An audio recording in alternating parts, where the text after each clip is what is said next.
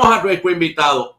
No lo necesito presentarlo, pero sí voy a decir que como asesor electoral hoy es un ganador, como asesor, como técnico, porque ha asesorado a los principales alcaldes que sobre todo a nivel del área metropolitana de Caracas han ganado sus elecciones. Jesús Castillo Polleda, tu análisis sobre la elección del día de ayer. Jesús, bienvenido al programa. Saludos, Juan Carlos, a ti, a todo el equipo y a todas las personas que te ven y te escuchan. Mira, ayer ocurrió lo que se había prácticamente ya dicho que iba a ocurrir, ¿ok?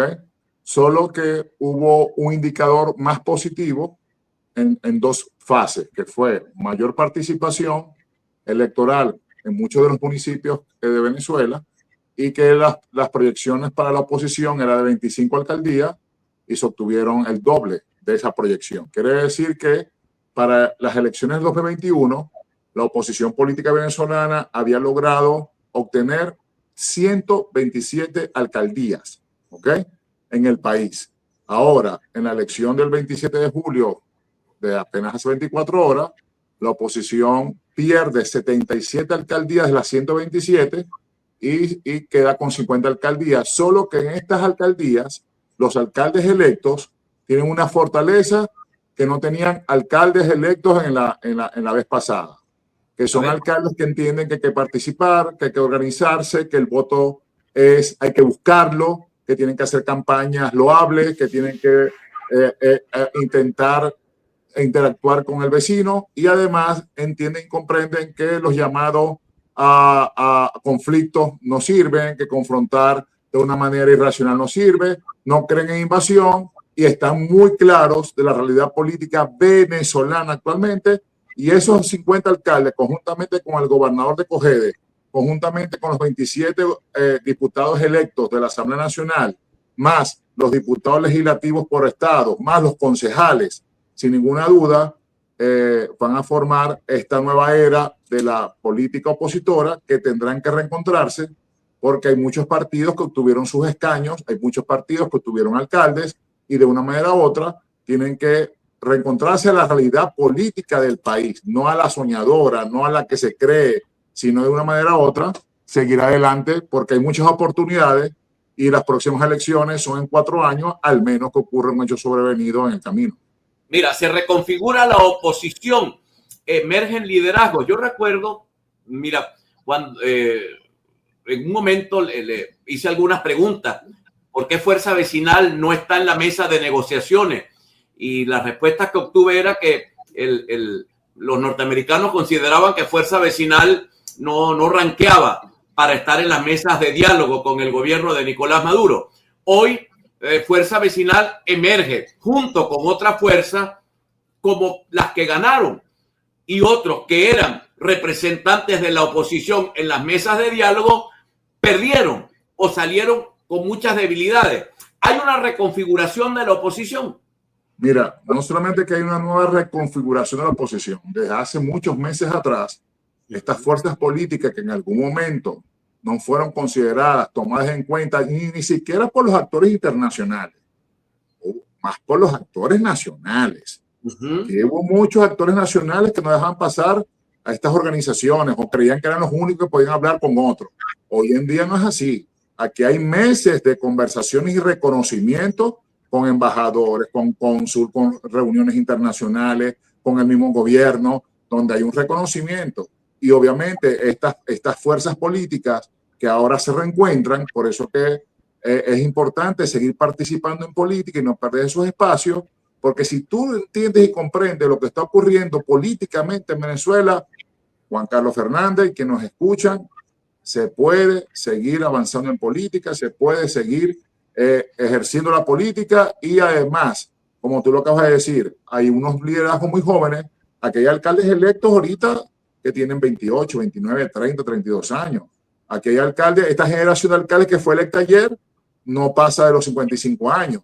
Entonces, queda un fortalecimiento importante de esa vida política que viene, del entendimiento y la comprensión. Y además, Juan Carlos, eso es lo que vemos nosotros en los análisis que hacemos, con las conversaciones que hacemos. Te quiero decir que yo hace pocas horas vengo a una reunión con 4 cámaras empresariales, ¿ok? Donde de una manera u otra estas cámaras empresariales están fortaleciendo sus fondos de responsabilidad social empresarial para ejecutar políticas hacia las comunidades organizadas, hacia la capacitación, información y liderazgo político emergente, y que están, bueno, entendiendo que hay que incorporarse a la vida pública venezolana y que, bueno, que se encarguen otros de enfrentar la política de otra manera, pero no con fantasía ni con sueños que no se van a realizar. Bueno, acabo de entrevistar unos minutos atrás a Luis Vicente León y voy a hacerte una pregunta similar porque yo coloqué el video de María Corina, el mensaje de María Corina, primero por respeto a mi audiencia, aunque sé que el discurso yo no lo comparto y es un discurso un tanto, digamos, disruptivo y en el margen, en el borderline de la legalidad venezolana. Pero dame tu opinión sobre el mensaje de María Corina Machado a los venezolanos el día de hoy. Mira, ese mensaje está construido y diseñado para la población que le crea a María Corina dispersa fuera del país, y en Venezuela es el 23% actualmente. Nosotros tenemos un estudio muy reciente hecho el 14 al 18 de julio, donde el liderazgo de María Corina está en 23%, el del Mundo González está en 9%, el de Capriles en 5% y el de Manuel Rosales Guerrero en 4% nacional. Después de esas 4 figuras, hoy no aparece otra figura nacional, que por cierto es la gran oportunidad que tienen estos diputados electos, estos alcaldes, el gobernador de Cogede y esta nueva composición del poder en Venezuela. ¿Qué quiere decir? Que ese discurso, imagínate que la encuesta es más castigadora para personas como el Mundo González. Si las elecciones presidenciales se hicieran de nuevo y el Mundo González fuera candidato, el 71% de que se identifica opositor no votaría otra vez por el Mundo González, porque la promesa hecha fue muy grande, la gran apuesta. Conclusión a este análisis. El mensaje de María Corina, por supuesto, tenía que decir algo a un año de haberse hecho las elecciones presidenciales, tenía que decir algo, por supuesto, que ella la mantenga un poco viva en la política internacional más que la nacional, y se comprende de una manera u otra que ella tiene que terminar entendiendo, tiene 2 opciones: o se reincorpora a la política venezolana o termina pasando al club de Guaidó. Yo estoy muy seguro que ella va a pasar en los próximos meses al club de Guaidó y va a ser otro intento político venezolano que no logró su objetivo. Inclusive la encuesta dice, el 69% de los encuestados manifiestan que María Corina Machado falló en su estrategia de salir de Nicolás Maduro. Mira, te voy a dejar esta pregunta y le doy pase a Evelyn. La pregunta es, y es de María José Pérez, que es una periodista muy querida de nuestra audiencia que está en Chile. Señor Molleda, ¿cuánto es la aceptación de Nicolás Maduro Moro? Ya se lo contesto, te lo contesto ahorita cuando venga. No, al retorno, porque voy con Evelyn. Okay. Vamos a dejar la... Chévere, tengo los números recientes. Todavía te representa. En el canal A Punto con Juan Carlos Fernández han votado 364 personas. Sí me representa el 47%, no me representa el 40%, nunca lo hizo el 13%. En la cuenta alterna, Juan Carlos Fernández Montoya, sí me representa el 47%, no me representa el 23%, nunca lo hizo el 30%. Vamos a reincorporar al panel a nuestro invitado Jesús Castillo Molleda. Jesús, vamos a ver, ¿estás allí? Sí, aquí estoy. ¿Cuántos votos tiene? ¿Qué dicen las encuestas sobre Nicolás Maduro Moro? No te voy a decir cuántos votos tiene porque él no es candidato a nada ahorita. Él es presidente en ejercicio. Pero sí te voy a decir que las encuestas hablan de un 31.9% de aceptación de Nicolás Maduro. Nicolás Maduro creció desde el 10 de enero del 2025, ha venido creciendo, es normal, es un gobernante en ejercicio. Cuando la pregunta se la hago a chavistas, bueno, el presidente tiene un reconocimiento del 98% de que se identifica chavista como el presidente legítimo y además presidente del PSUV. Pero mira esto más interesante para María José. Cuando uno pregunta quién es el presidente de Venezuela y hago el análisis comparativo entre el Mundo González y Nicolás Maduro, 94% afirma que el presidente de Venezuela se llama Nicolás Maduro. Eso quiere decir que dentro del país no hay ninguna duda que el que ejerce el poder es Nicolás Maduro. Dentro del país no hay ninguna duda que quien ejerce el poder es Nicolás Maduro y tiene su 30%, que es el... Voy a utilizar una...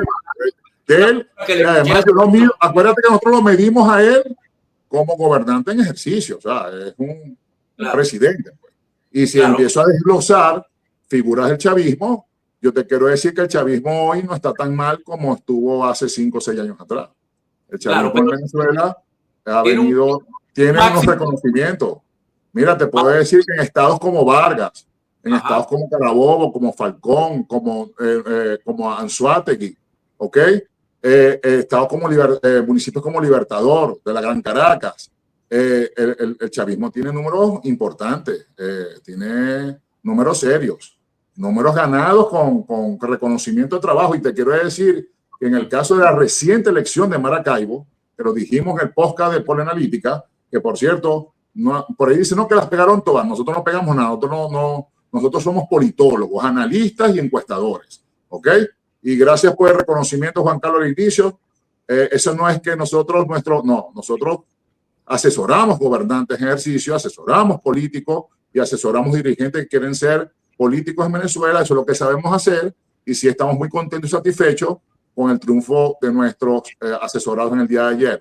Pero no es que las pegamos. En el caso de Maracaibo, hubo electores opositores que generalmente votaban por oposición que depositaron sus votos en la tarjeta de futuro de Giancarlo Di Martino. Lo dijimos, lo analizamos, estaba interpretado y así ocurrió.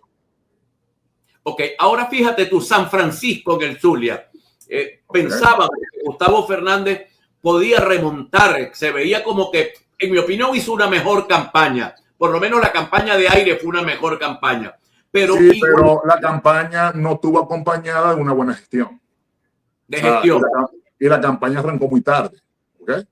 En San Francisco no ocurrió nada de lo que no iba a ocurrir. Eso estaba también predecible, estaba estudiado. Inclusive los dos grandes triunfos de la oposición en el Zulia, que sí se lo ganaron con trabajo, le echaron pichón, hicieron su trabajo de tierra, hicieron su trabajo de aire, hicieron su trabajo de gestión de gobierno con los alcaldes del municipio de Sucre en Bobure y con el alcalde de Francisco Abel Pulgar, Edwin Rosales. Esos dos muchachos, hermano, se la ganaron cuerpo a cuerpo, ¿verdad? En el sur del lago, ¿ok? Y allá no le fue muy bien a Rosales en el 25 de mayo, en ese corredor electoral. Entonces, aquí hay reconocimiento, aquí hay trabajo que se hace, aquí hay gente que está haciendo política de verdad, entendiendo y comprendiendo que obviamente hay una realidad para otros. Y yo creo, Juan Carlos, que es respetable. El que sienta que no hay que participar, que sí hay que participar, que este es así, hay que respetarlos a todos. Finalmente somos venezolanos y hay que ponerse en la posición de cada quien. Mira, te pregunta Luis Suárez, 132,000 votos es una victoria mínima. Me imagino que se refiere al triunfo. No, hermano, es una victoria. Una victoria, hermano. O sea, en Venezuela, por ahí decían que en el 2018, el presidente Nicolás Maduro, en el 20 de mayo, cuando hubo elecciones, era ilegítimo. Y terminaron reconociéndolo para ir para elecciones con él, presidenciales ahorita en el 2024. Entonces, hermano, déjense la fantasía, hermano. Volvamos a la realidad política venezolana. 134,000 votos. Son 134,000 votos, compadre. No se dicen fácil. ¿Ok? Es un país donde se ataca el voto, donde hay inseguridad, donde hay desacierto. Así que, Juan Carlos, son buenos números. Sí, no solamente además de Maracaibo, no solamente la cantidad de votos que saca Di Martino, sino la poca cantidad de votos que saca el alcalde, que creo que no llega a 40,000 votos, aunque no tenemos la cifra oficial. Hay preguntas que me hace la gente. Yo no voy a hacer ninguna pregunta que ponga en peligro la estabilidad física de mi invitado, de ninguno de mis invitados. En este programa ni estimulamos la vía insurreccional, ni estamos de acuerdo con la vía insurreccional. Trato de hacer preguntas, algunas en el borderline, pero ninguna pregunta que el invitado me diga, ¿tú quieres que me metan preso? Porque es que en Venezuela, recuerden ustedes, Nora Bracho nos respondió antier, y yo no voy a ir presa. Me pongo a decir disparates en este programa y me meten presa en media hora. Dice Luis Ares, la oposición con acta en mano le dio paliza en Vargas, Anzoátegui y Falcón. Se refiere a la elección de 28. Pero acta en mano que no fue registrada, que no fue defendida, no hay un documento, le hemos dicho que al cansancio, hermano. No hay un documento en Venezuela que diga que alguien reclamó ese resultado electoral en un órgano jurisdiccional venezolano. Y mientras eso no ocurrió, hermano, aquí no hay reclamo de los resultados del 28 de julio. No lo hay formal. No existe ese reclamo. Eso es que si tengo el acta, que si lo puse en una página web, pero en Venezuela no hay en un tribunal ni en el Consejo Nacional Electoral un reclamo sobre esos resultados electorales. Mira, te quería preguntar algo. No sé cómo está tu relación con él, pero lo que le hicieron fue para tratar de acabarlo políticamente. Me refiero al alcalde de Latillo, el saliente, Elías Sayed. Lo inhabilitan. Inhabilitan al director general. Inhabilitan al presidente de la Cámara. Se tienen que ir por allá con una tarjeta que no tiene mucha relevancia quizás en el país y aún así gana. ¿Tiene peso político nacional una figura? Por supuesto, tú lo acabas de explicar muy bien. Si le pasó esas cosas y luego su fórmula presentada es un reconocimiento del elector de Latillo, porque no hay que decir que Elías Sayed fue mal alcalde, eso no es verdad. ¿Okay? Elías Sayed fue un alcalde que ahí tiene muestras. Y bueno, y si el candidato que él puso, a pesar de todos los obstáculos, logró ganar, hay un reconocimiento también a su gestión. Y de una manera u otra, cada quien tiene derecho también a reflexionar en política. Porque en política a veces se cometen errores que el político tiene derecho a reflexionar sobre los pasos que se dan. ¿Ok? Y en política va y viene la política. Mira la Fuerza Vecinal. Fuerza Vecinal hace un año muchos nos daban ni un dólar por el partido. Y hoy es la primera fuerza política opositora del país, con más aliados inclusive y con más presencia de concejales en todo el país. Entonces, mira cómo se van los equilibrios políticos. ¿Y por qué pasa eso? Porque Elías no se escondió y no se acorraló y dijo, me entrego. No, le luchó hasta el final y ahí tiene los resultados. Esa es la política. Mira, te pregunta el periodista Luis Suárez, que hizo la pregunta sobre las actas. Dice, a censo contrario, ¿podrían mostrar los resultados oficiales de Falcón, Vargas y Anzoátegui? Los números del 28 de julio. Te escucho, dice él. No, yo no soy el CNE. Yo no soy Consejo Nacional. Pregúntele eso al Consejo Nacional Electoral. Lo que sí yo sé es porque lo hemos investigado, porque hicimos un trabajo de investigación que duró 44 días en el país buscando un documento que hayan reclamado los resultados electorales del 28 de julio de 2024. Fuimos al Consejo Nacional Electoral, fuimos al TCJ, fuimos a los órganos jurisdiccionales a preguntar si había un documento, porque era interesante. Acuérdate que como investigador, nosotros no, para poder debatir en estos programas necesitamos tener documentación. Y nos dimos cuenta, Juan Carlos, que no hay un reclamo del comando de campaña de Mundo González contra los resultados electorales del 28 de julio. No lo hay jurídicamente en Venezuela. Una pregunta final. Se la hice a Luis Vicente y te la voy a hacer a mismo tenor. Si tú fueses contratado como asesor por la oposición democrática en su conjunto, ¿qué consejo le darías? Volver a la política. Pasar la página 28 de julio.